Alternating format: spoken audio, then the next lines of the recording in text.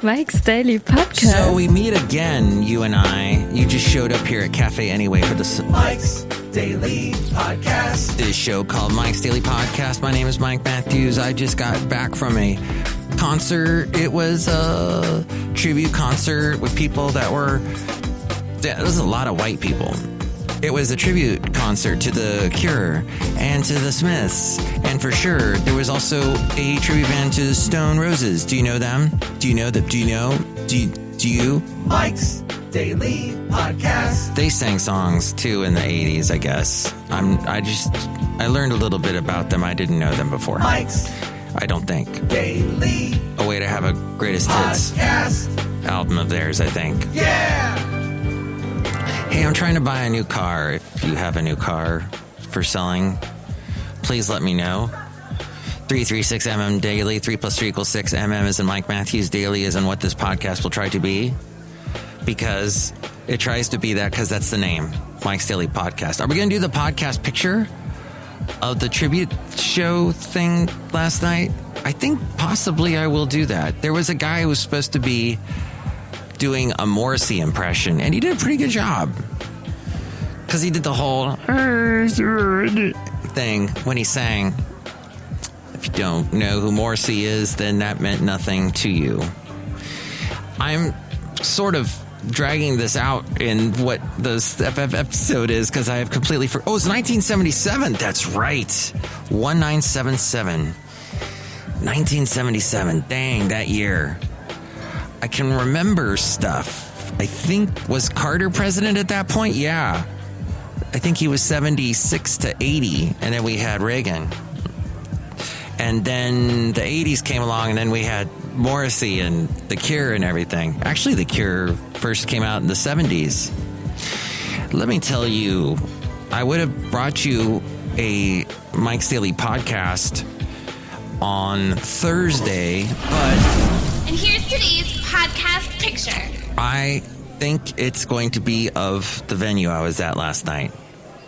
Yes, I have this interesting picture here of the mirror ball going crazy. Oh, yeah, let's do that with the... Bam! There, I've got it.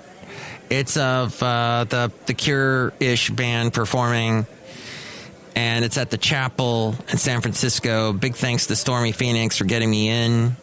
And I met a guy named Spud who used to be the PD at Live 105. I probably sent him an audition tape. Basil's like, why didn't you take me to the concert too? Instead, I had to stay home. Sorry, Basil. By the way, Robin Hitchcock is going to be at the Chapel. Looks like March 3rd. If you don't know who Robin Hitchcock is, look up his stuff. He had some great 80s stuff and a couple 90s songs. In fact, he did some stuff with Michael Stipe about the time that REM was huge in the late 80s, early 90s. He did some stuff with them. Oh, my gosh. Hey, if you want to completely go insane and be all stressed out all the time and lose all your hair. I don't have any hair left, so I don't really care about that. But if you want to do all that, manage 20-somethings. Oh my gosh, especially ones that can't commit to a dang thing. Hey, I put out a schedule. This is when you're coming in. No, it's not, because I can't commit to that. I can't commit to anything because I'm 20-something. I'm afraid of committing to stuff. Leave me alone. Don't put this pressure on me. I don't want to get up early. I don't want to stay late. I don't want to do anything. Well, you ain't gonna last in the world. It's this thing called the world, and you shall not last in it for long. Sorry. This is something I have learned in my 50-plus years. I had an interesting discussion with Rob Black about the Grammy Awards. He said something. We were talking about the Super Bowl. He's like, you going to watch the Super Bowl? And I said, probably. It'll be on because I'm an American, and I'm definitely going to have to see what happens with the 49ers because they're in the Bay Area, and we support them. I think tax-wise we support them anyway. Even if we're not fans, we have to support them in some capacity. But he said, no, I'm a huge fan of the Grammys. He watches the Grammys every year from beginning to end. I can't do that. It's too much. It's too much sitting and too much. I'd like to thank God and too much thank my mother. And you know what? That's great if you like to hear that over and over again. I can't do that too long. Plus, they bring out old performers that were big in my day, and they're old performers now. Let's bring out Jeff Lynne of ELO in a wheelchair, and he's going to sing for you now. Do you want my love, baby? Don't bring me down. No. Woohoo. Oh, I got a great picture here of Basil inches away from a cat. Oh, wow. That happened a year. How long ago? 2 years ago, when Basil could still walk. His legs were starting to go at that point, but we're walking along, and there's this cat that walks up to us and just is sitting there like defying Basil. And Basil's going nuts. He's one of these dogs that just cats infuriate him. And he wants to get at the cat, and I'm pulling him back. And yes, now he acts like a cat. He lays around all the time, and a little walk-in is a little more than he can take. Okay, let's get to some interesting Super Bowl news, shall we? Now, it's not just broadcast in America, it's broadcast in 230 countries. Now, do 230 countries actually give a flip about the Super Bowl? I don't know. But the worldwide audience is probably over 1 billion people. The potential worldwide audience for Mike's Daily Podcast is 1 billion people too, probably. Do 1 billion people listen to this podcast? No.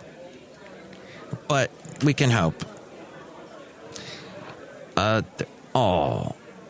You know, there was also this interesting thing that's happening tomorrow or today, depending on when you're listening to this. It's Groundhog Day on Sunday. What? I thought it was usually on like a Tuesday or a Monday, but yes, it is on Sunday, and that is when the groundhog comes out, gets freaked out, and goes back in its... When it sees its shadow, it tells us whether or not winter will end early.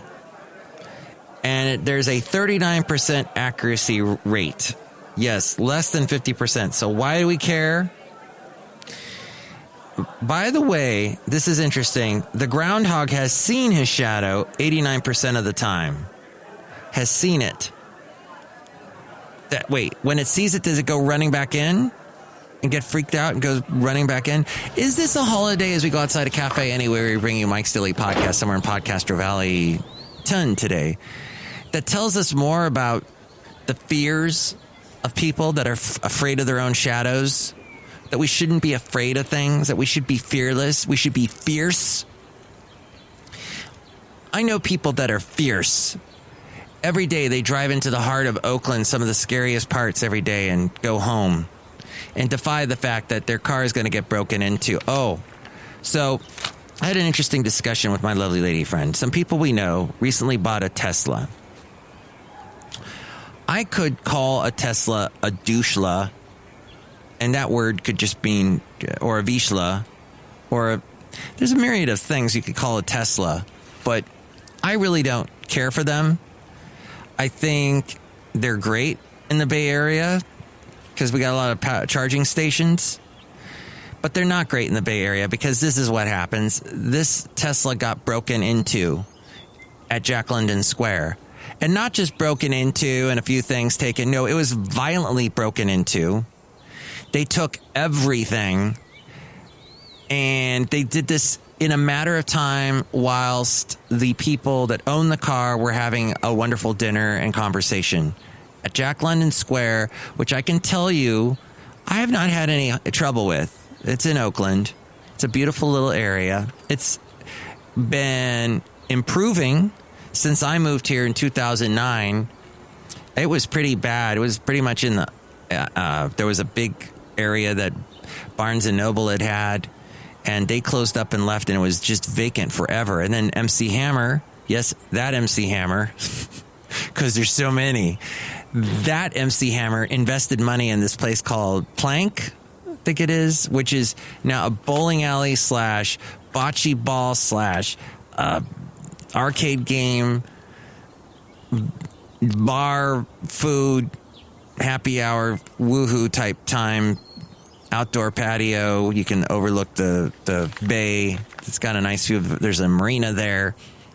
And so that got it. All this investing money is coming into Jack London Square, and it's looking better. But yet this still happens where a Tesla gets broken into. And is it a matter of the fact that so many, for example, Podcastro Valley, where this podcast usually hails from, has had a rash of car break-ins. Just, it's happening everywhere. It's ridiculous. And the cops don't do anything. Somebody I know on Instagram posted a picture. This just happened. I hate San Francisco. And in fact, someone broke into their car while they were parked in San Francisco.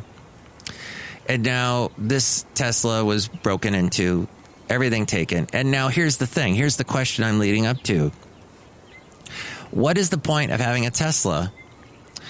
Is it a status statement?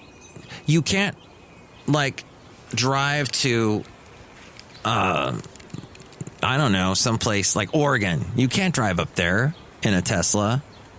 Where are your charging stations? Oh, Mike, there's charging stations in Redding. You can get charged. Yeah, but still you got to sit there for a couple hours to get a full charge, and then you're off again. I mean, I don't get it. It doesn't make sense to me if you want to do any serious road tripping.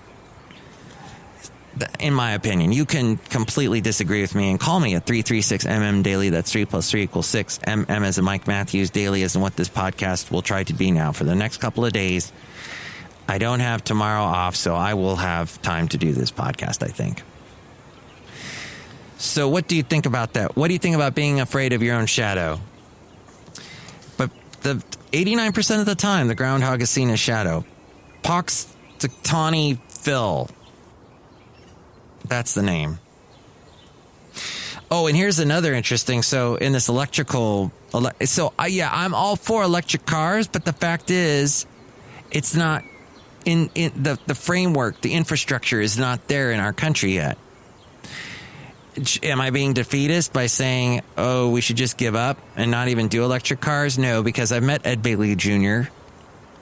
And when I met Ed Begley Jr., he said, oh, that's nice. Talk to my daughter. And he passed me off onto his daughter, and I talked to her for a while about Ed Begley Jr. He's a very tall man, by the way. And I've met him twice, and I saw him once walking in Studio City. I mean, you see him all. There's Ed Begley Jr. sightings all the time. He was in St. Elsewhere. And then he's been in a bunch of stuff that Christopher Guest does. And then he was on Arrested Development, too. He was the guy who kept all his facial hair and everything, his eyebrows and everything kept falling off. Because it was alopecia. That's right. Ed Begley Jr. So, am I being all anti-Ed Begley Jr. by saying that? I'm just saying that if I'm a person that wants to spend my money wisely, I ain't buying an electric car. Because the infrastructure isn't there yet. So when it is, then I will.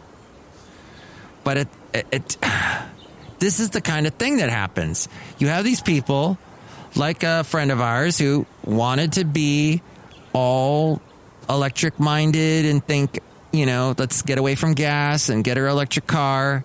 And look what happens. In Oakland, it gets broken into. So here's the question I have for you. If you're anti-Trump, isn't all of this giving fuel to Trump, who criticizes Oakland and San Francisco regularly about our homeless problem, about our crime, about us being sanctuary cities, and that we don't get a tighter grip on this stuff? Never mind the sanctuary city stuff, but all of this crime, all of this just detritus. I mean, there is a part of Oakland full of tents. And generally, when you have those areas full of tents, a tent city, there's going to be pollution and waste and disease. I mean, it's like a third world country in these little areas. And doesn't that give fuel to Trump's fire? I mean, that just...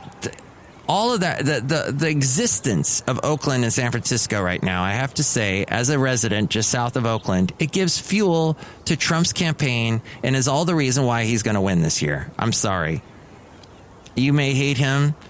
I have problems with him, but at the same time, I know he's going to win because of the existence of Oakland and San Francisco. If we could get our act together and get it moving like a fine running thing that runs well and show Trump a thing or two. But how can we say anything negative about it? It's like, he's right. It's crap. He's right there. These cities are going to heck in a handbasket. But at the same time, I get off of the BART in Oakland the other day to meet with my lovely lady friend, which was on Thursday night.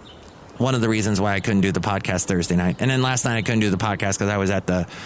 this is my show where I just tell you why I can't do a daily podcast, but it's called Mike's Daily Podcast. Anywho, the daily podcast that was interrupted, that's what I'm going to say from now on. It is Mike's Daily Podcast. Occasionally I get interrupted. Life interrupts me from time to time, and I can't do it. I mean, I'm doing it daily, but I get interrupted. There we go. Mike's Daily Often Interrupted Podcast is how we should frame it and say it.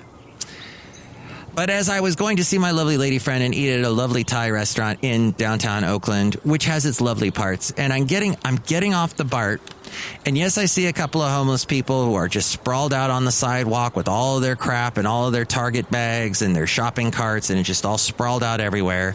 Detritus. I'm also seeing young people, and they're in their business suits, and they're hanging out with other young people, and they're getting off and they're getting on their little power electric scooters that they just rented with their apps, which apparently cost more than if you were to get a Lyft to take you where you want to go and use fossil fuels to go to where you want to go.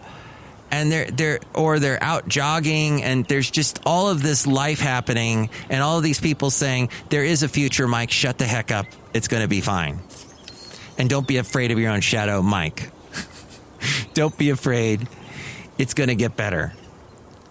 Did I just answer my own question? Did I have a question? Hey, look who's here. Outside. Hello, Michael Mash. It's Madame Rootabega. And I love listening to on the 92.1 FM KKTV. Oh, that's right. I'm on today, actually, noon to 6. You probably won't hear. If you download this podcast or listen to this podcast early, you can still catch me at 92.1 FM KKDV in the Contra Costa County area or on kkdv.com. And I will be on tomorrow morning from 6 a.m. to noon and playing that hot country music. No, wait, that was my old job at Kehei in Ventura, where characters like Madame Rootabega, Valentino, and Bison Bentley came from. Do you remember those days, Madame Rootabega? Yes. Do you remember being on the show every night with me at the Santa Fe Cafe? Yes. Do you remember all the fun times we had? No. Yeah, we had some fun times. Look who else is here. Hello there, Mike. This is Valentino, the practical ding. And this is Bison Bentley. Do you know that? Mike, we heard that Mary Higgins Clark died. Yeah, Mary Higgins Clark. Do you know that? Mary Higgins Clark, 92, the queen of suspense, has passed away. I only bring that up because I know Mary Higgins in Alabama. I gave her first radio job. I don't think she's still in radio, though. She got smart and got out. But at any rate, that's the only Mary Higgins I know. But Mary Higgins Clark has passed away. Hey, another interesting fun fact, Valentino, that Americans will eat over 12 million pizzas on Super Bowl Sunday. Wow, that's amazing, Mike. If I ate a pizza right now, I'd be very happy. Yeah, happy. Do you know that? And also, let's see what other fun facts can I pull from this piece of paper that was used by the morning show on KKDV on Friday. The Hummer, going back to electric type cars, is making a comeback with a battery-powered pickup truck. The truck will go on sale starting in September of 2021. It will be, or 2021, however way you're going to say it. It will be able to go from 0 to 60 in 3 seconds with 1,000 horsepower. See, that was a big complaint about Hummer. It doesn't get miles to the gallon. It gets gallons to the mile. Now, it's going to be, what happened to my voice? And now, it's going to be electricity to the mile. We'll see. Now, see, I applaud that.